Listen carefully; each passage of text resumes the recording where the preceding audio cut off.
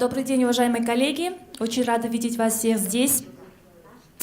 Вообще моя тема — это, как вам видно, информационные инструменты УСГО, практика, потребности и возможности, но я более подробно хочу рассказать о нашем новом сайте. У нас есть очень хорошая новость. Мы обновили старый сайт, и я об этом более подробно расскажу, но чуть-чуть информации до этого. Следующее. Всем, наверное, известно, Общественный совет государственных органов — это одна из форм взаимодействия и сотрудничества общественности с госорганами. В 2010 году указом президента были сформированы ОНС.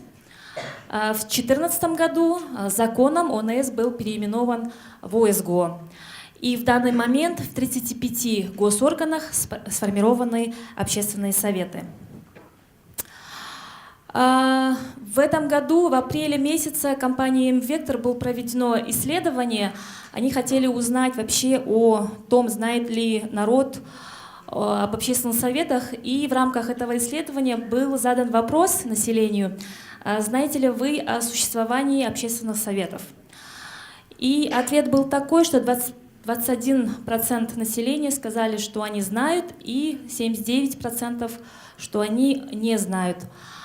Это, конечно, такая вот проблема, потому что 21% — это совсем, скажем так, небольшой процент. И для решения этой проблемы было решено, следующий слайд, было решено сделать следующие шаги.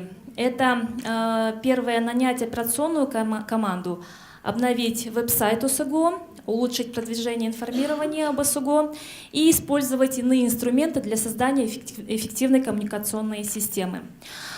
В августе этого года была нанята операционная команда, и вот на днях обновился наш веб-сайт, о котором сейчас я буду вам рассказывать. Пожалуйста, следующий. Вот так выглядит наша главная страничка. Здесь есть Wi-Fi. Вы можете зайти, набрав www.usgo.kg, можете попасть к нам на наш сайт. Здесь мы постарались сделать наш сайт более интересным, удобным и более автоматизированным. Предыдущий сайт ONS.KG, он был чуть-чуть менее, скажем так, функциональным, менее автоматизированным. Здесь есть, я не знаю, насколько вам видно, информация вообще о нас, о миссии, о целях, вообще что такое общественные советы. Далее, если будет информация об общественных советах, о комиссии, о координационном совете, полезная информация, все законы, указы, все документы, регламентирующие деятельность координационного совета и общественных советов, вы можете найти в разделе, соответственно, контакты. И здесь у нас расположены новости. По мере обновления новости здесь размещаются, вы можете здесь читать, смотреть, что делают общественные советы, координационный совет, комиссия по отбору членов. То есть вся информация здесь вот посередке. Дальше следующий. Относительно раздела «Общественные советы». Если вы нажмете вот на данный раздел, вы попадете, увидите все общественные советы, которые у нас существуют. Каждого поименно есть маленькая информация, даже фотографии, то есть по желанию члена общественного совета он размещает свою фотографию. Все документы, протоколы, решения, рекомендации каждого отдельного общественного совета здесь собраны. И очень хорошая функция, здесь есть онлайн-заседание. То есть мы говорим о том, что в данный момент есть 35 общественных советов, то есть в каждом где-то минимум 7, максимум 15 человек. Вы понимаете, что это вот огромное количество людей, да? У них есть основная работа, кроме этого они должны заниматься еще, вести свою деятельность в рамках общественного совета.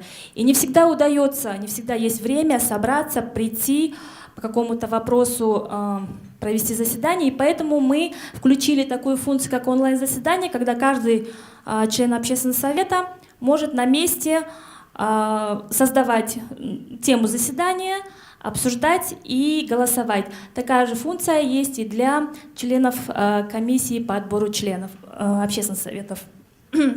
Дальше координационный совет. У нас есть раздел «Координационный совет». В данном разделе также есть вся информация, вся документация, вообще что из себя представляет координационный совет, кто член этого координационного совета, планы работы и так далее. То есть если у вас возникло желание посмотреть, увидеть воочию, да, кто, что, как, вы можете зайти сюда, и вся информация у вас выйдет. Следующее. Далее тоже очень хорошая функция, которая нам очень нравится, это как стать членом ОСГО. До этого как бы такой функции не было. Дело в том, что зайдя сюда, на этот раздел, человек, который хочет стать членом ОСГО, он может заполнить соответствующие поля и отправить свои документы онлайн. То есть ему не надо идти там, почту, да, отправлять или же подходить куда-то, может быть, в комиссию, в офис.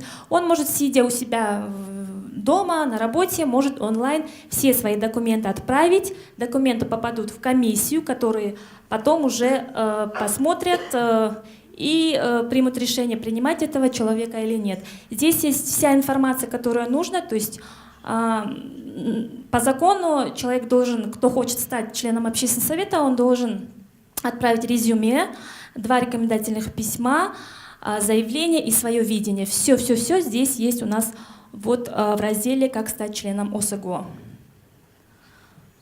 Так, интернет-приемная. Здесь, вот здесь вот желтенькая справа, да.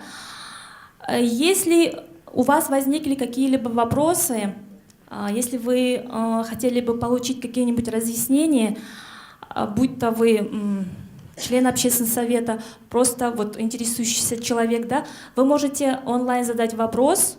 Возможно, это вопрос с членом общественного совета, возможно, вопрос с членом координационного совета или же членом комиссии по отбору. И сразу же мы постараемся найти ответы и там же его вам ответить, написать.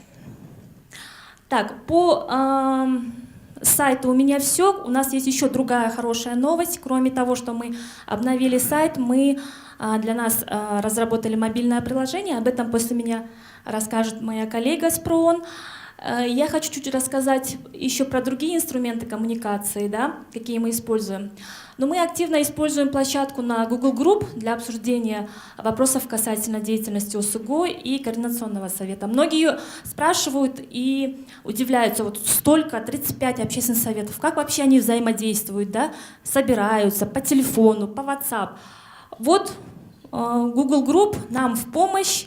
Интернет, как уже сказали, что оказывается очень большая сила. Здесь в рассылках, здесь вопросы, обсуждения, все у нас идет вот в рамках Google Group. Также мы начали разрабатывать ежемесячные электронные дайджесты. Уже, по-моему, 2-й мы разработали. В этих дайджестах вся интересная информация, новости, которые произошли за предыдущий месяц. И мы свой дайджест отправляем всем заинтересованным сторонам, не только членам общественных советов, то есть нашим партнерам, донорам, друзьям и так далее. Дальше. И, как всегда, Facebook, которую все сейчас на Фейсбуке, и мы тоже. У нас есть официальная страничка и группа Общественных советов госорганов. Страничка на Фейсбук дает быть более, скажем так, мобильным, да? Заходите, лайкайте, становитесь нашим другом, мы открыты всегда. И на этом у меня все.